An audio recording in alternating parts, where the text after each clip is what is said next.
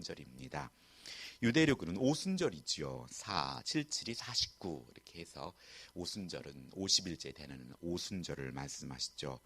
6월절 절기 중에 예수님께서 십자가에 죽으셨다가 사흘째 되는 날에 부활하시고 또 그리고 40일 기간 지상에 더 계시다가 승천하셨습니다. 예수님께서 승천하신 다음 열흘 후에 성령께서 강림하십니다.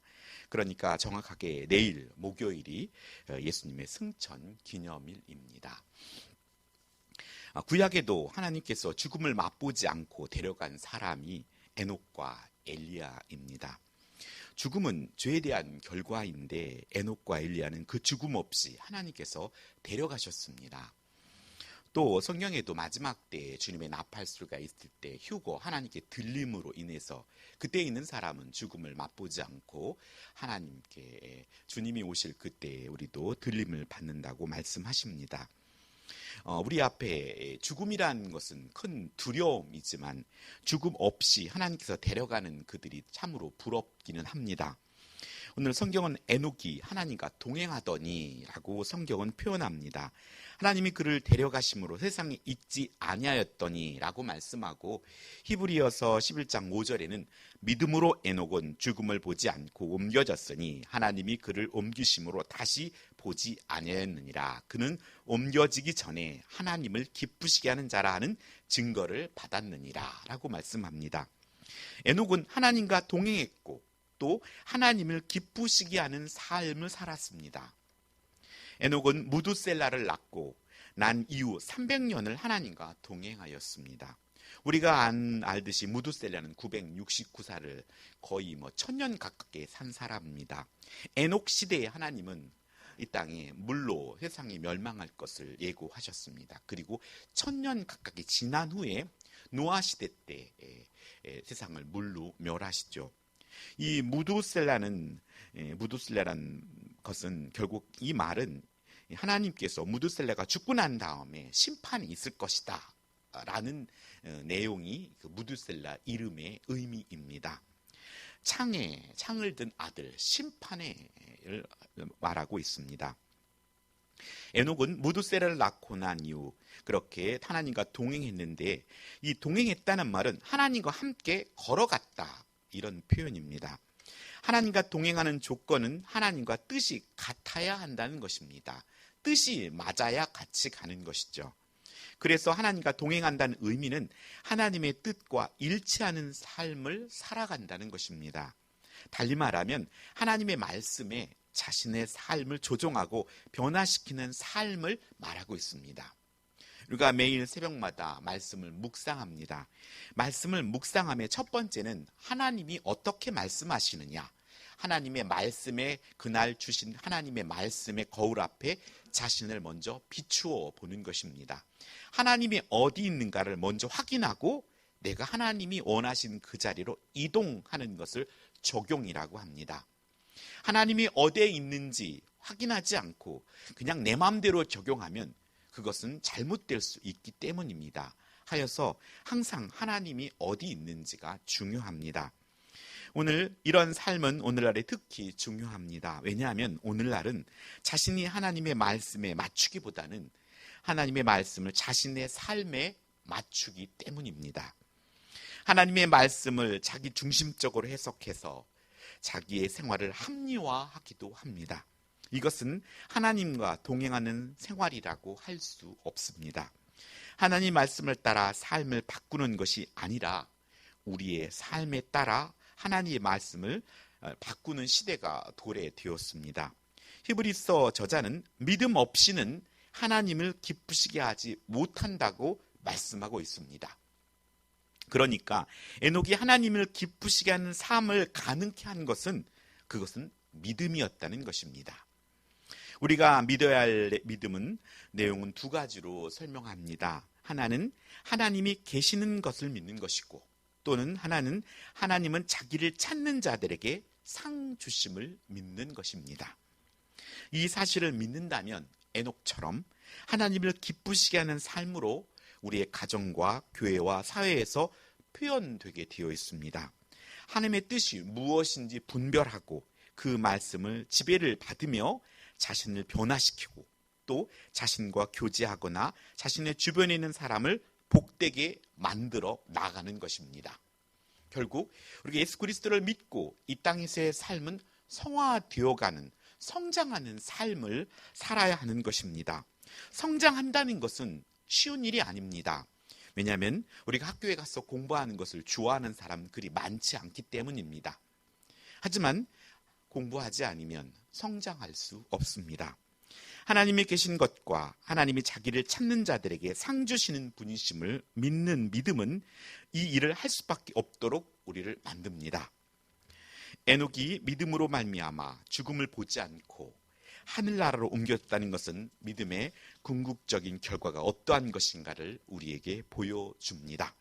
그것은 믿음으로 살 때 들어가게 될 새로운 나라가 있다는 것입니다. 에녹은 믿음으로 죽음을 보지 않고 하늘로 올라갔습니다.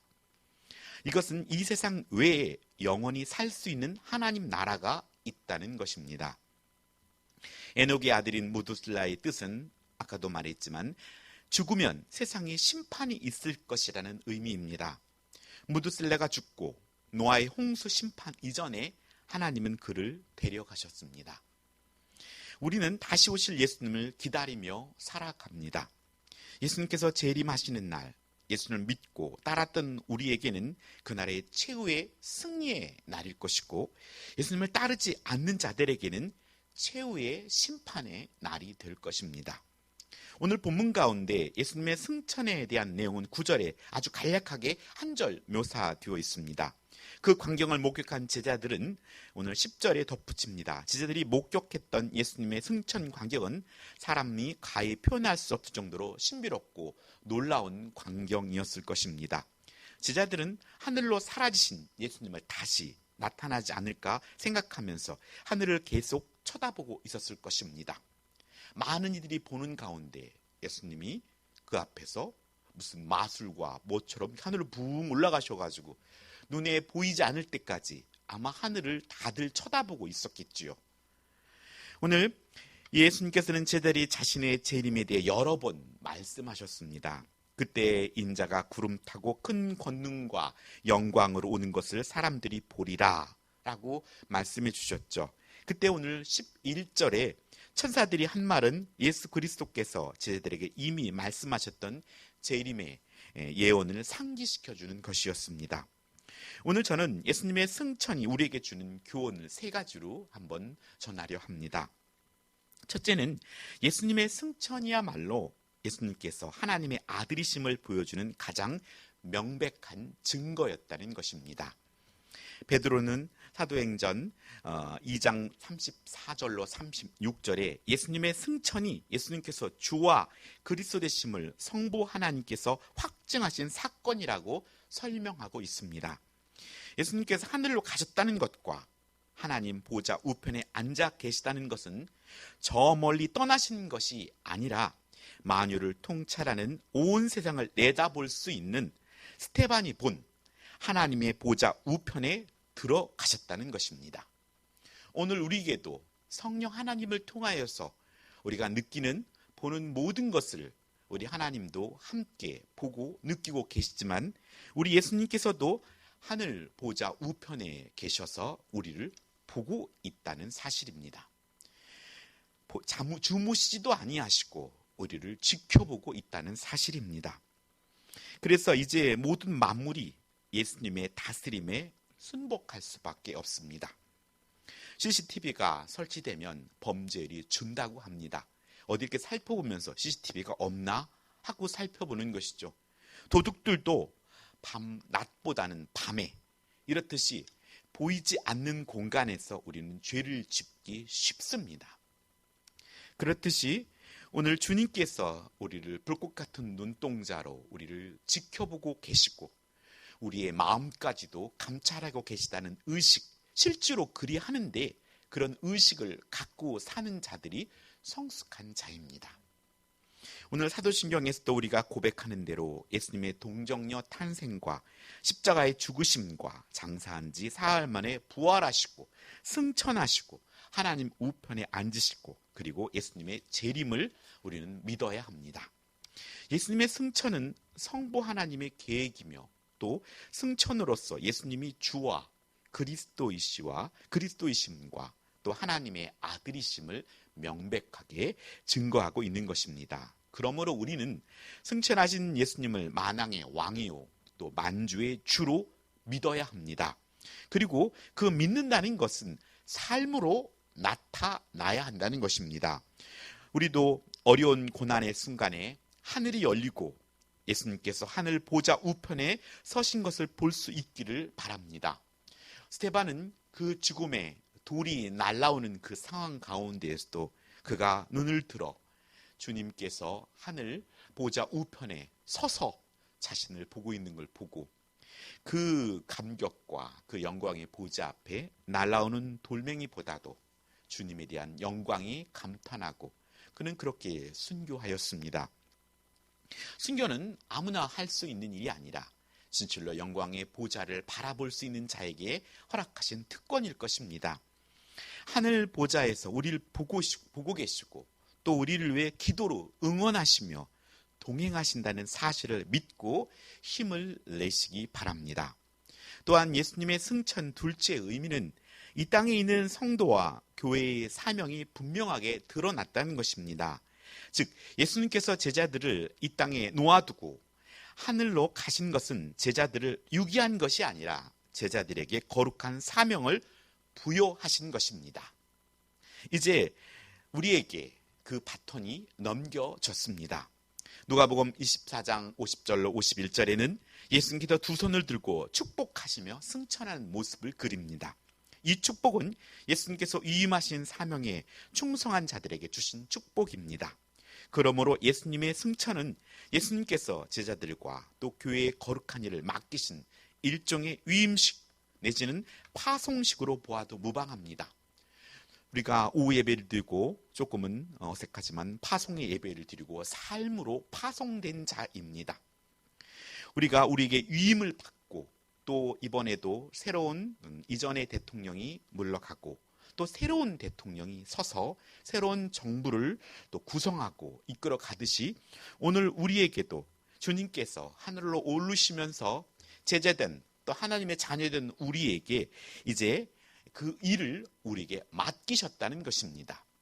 그 맡긴 일을 우리는 충성되이 감당해야 합니다. 우리는 때로는 자녀들에게 엄마 아빠 나갔다 올 때까지 뭐 좀 해놓고 있어?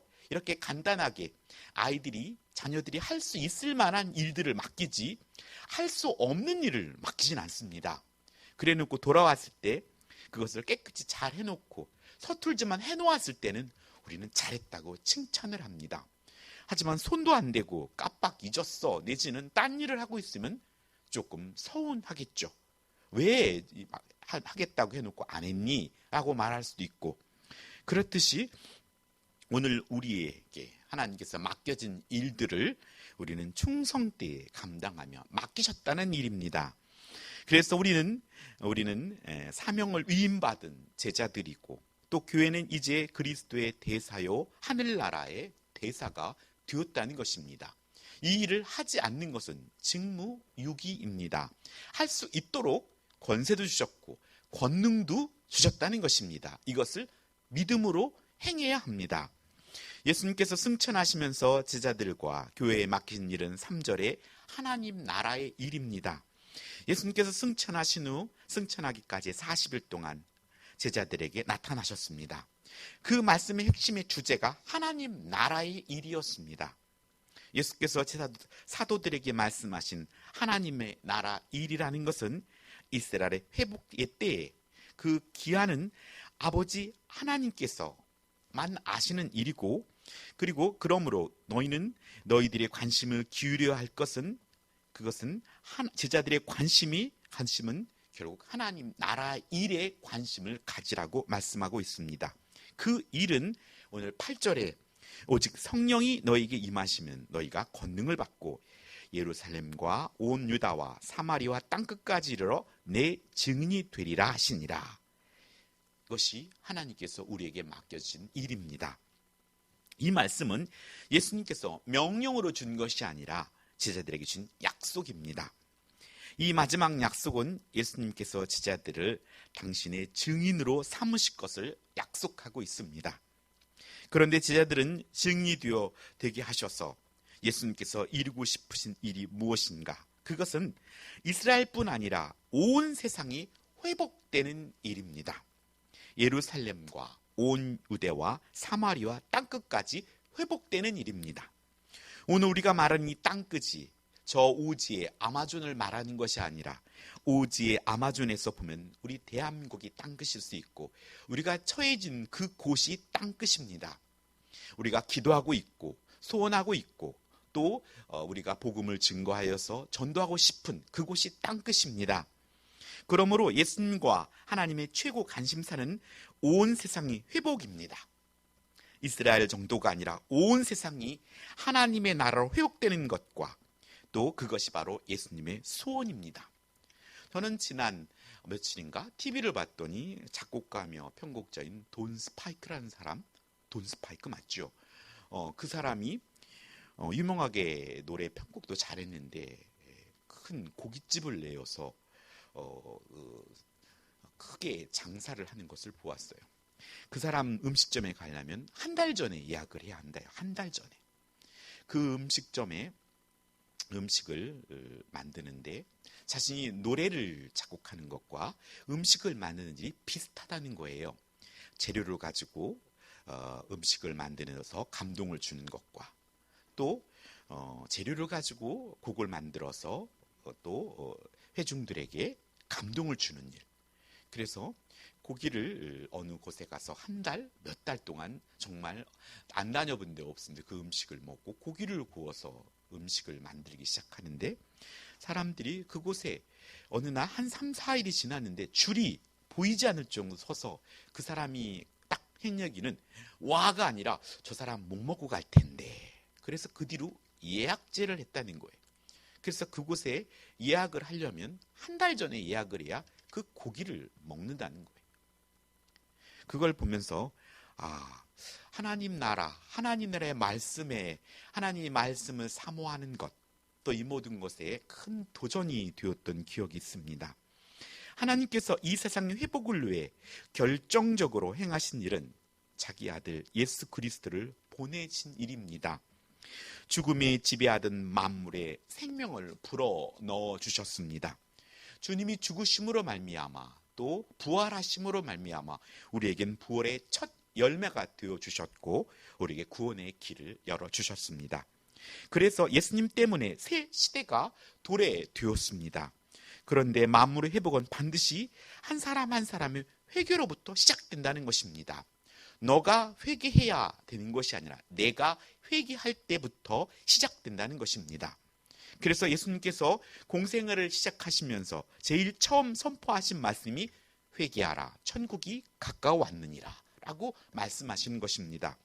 이 선언은 예수님이 자신이 천국에 갔고 이 땅으로 들어오셨는데 그 천국에 들어가려면 회개해야 한다는 것입니다. 즉 예수님을 왕으로 모셔야 한다는 것입니다. 그래야 천국 백성이 된다는 것입니다. 그리고 승천하시기 전 예수님께서 제자들에게 하신 마지막 말씀 중에도 회개와 관련 말씀이 있습니다. 제자들이 전파하게 될 복음이 바로 죄의 사함을 얻게 하는 회개의 복음이라는 것입니다. 이 복음을 듣고 회개할 때 모든 족속이 하나님의 나라의 백성으로 회복된다는 것입니다. 그래서 온전한 복음은 예수 천당, 불신 지옥 이것이 가장 간략한 복음입니다. 예수님 믿으면 천국 가지만 안 믿으면 지옥 간다는 것입니다. 그런데 감사하게도 하나님께서는 우리의 죄값을 예수님을 통해 이미 지불하셨다는 것입니다. 그것이 예수님의 십자가 사건입니다. 예수께서 우리의 죄를 대신 짊어지시고 십자가에서 피 흘려 죽으심으로 우리에게 살 길을 열어주셨습니다. 그러므로 죄의 사함은 오직 예수 그리스도의 십자가 사건에 근거하여서 하나님께서 베푸신 은혜입니다. 오늘 우리는 예수님의 십자가의 은혜를 믿음으로 말미암아 우리가 구원을 받았습니다. 오늘 우리는 이렇게 예수님을 구주로 영접하는 자, 그는 죄로부터 용서받은 자들입니다. 기독교 복음의 핵심은 죄의 사함이 그리스도 안에서 가능하다는 것입니다. 그 사명을 만나는 모든 사람에게 회개의 복음을 전하는 것입니다. 이것이 바로 주님을 기쁘시게 하는 삶입니다. 오늘 마지막으로 예수님의 승천이 우리에게 주는 의미는 하나님 나라 일꾼들이 힘차게 일할 수 있도록 예수님께서 성령을 부어주신다는 것입니다. 8절에 성령께서는 예수님의 제자들에게 권능을 주십니다. 성령님의 권능을 받아야 자신이 딛고 있는 예루살렘과 온 유대와 사마리아 땅끝까지 하나님 나라를 회복하는 일을 할 수 있기 때문입니다.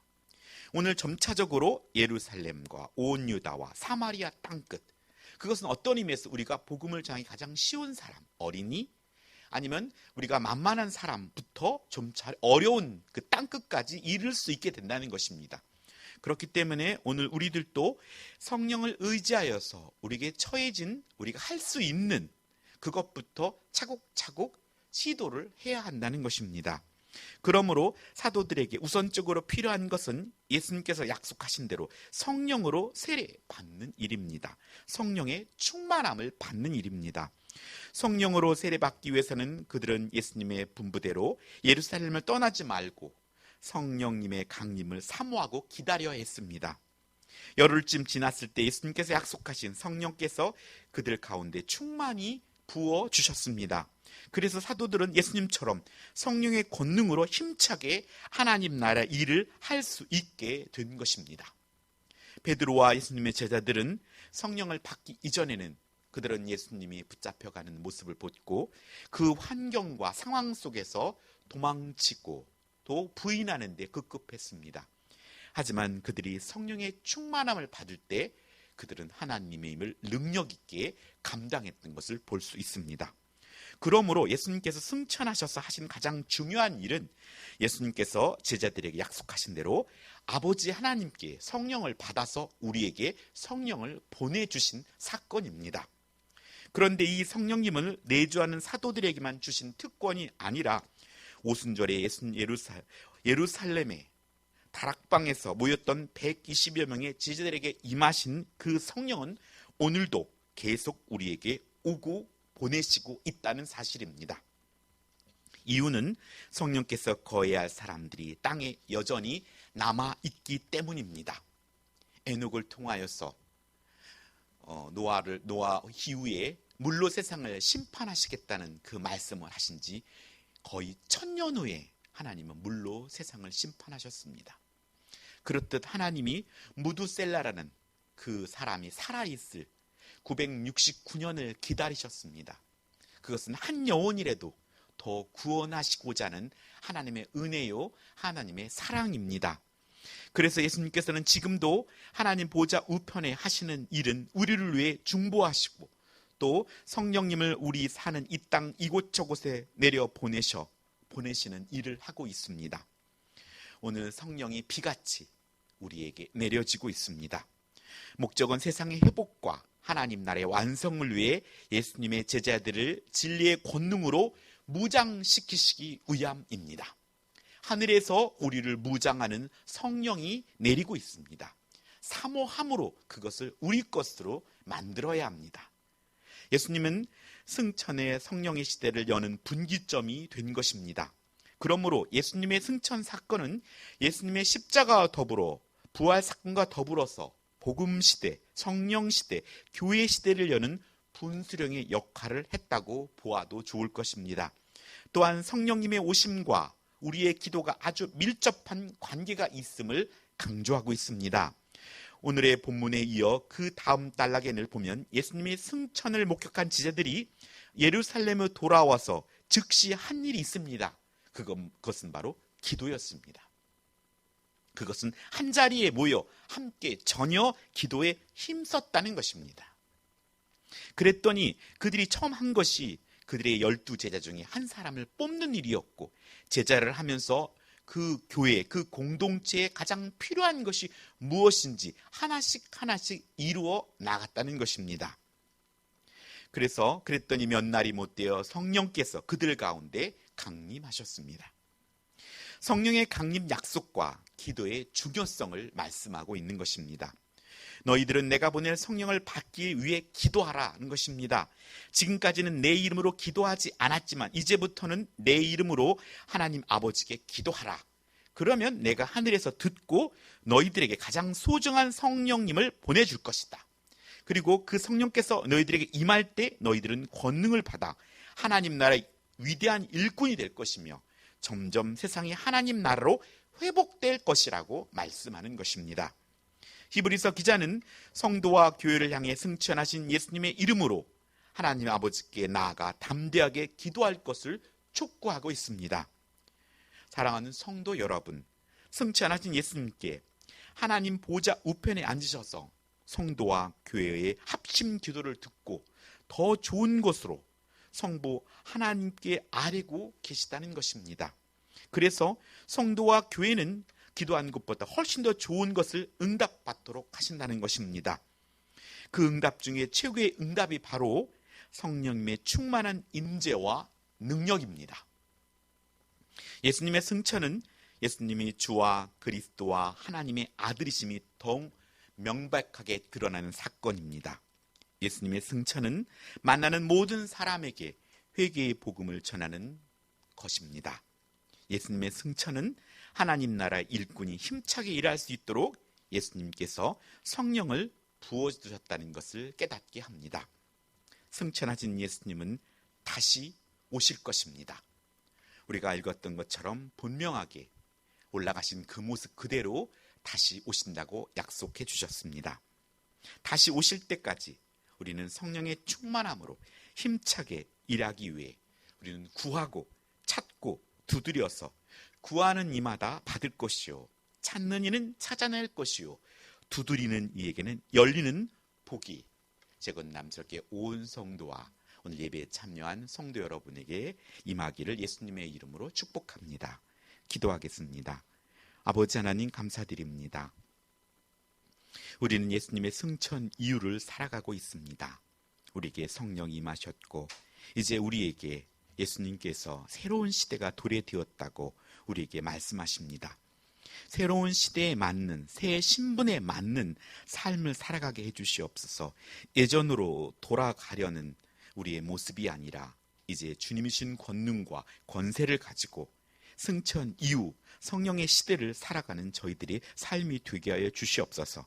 나를 통해서 하나님을 드러내게 하시고 또 만나는 이들에게 회개의 복음을 증거하게 하시고 또 우리에게 주셨던 성령을 의지하여서 주께 구하고 찾고 두드림으로 말미암아 하나님 나라의 귀한 일꾼으로 사용되게 하시고 하나님께서 또 우리 주님께서 다시 오실 그때 하나님께 착하고 잘하였다 충성된 종이라고 칭찬받는 저희들의 삶이 되게 하여 주옵소서.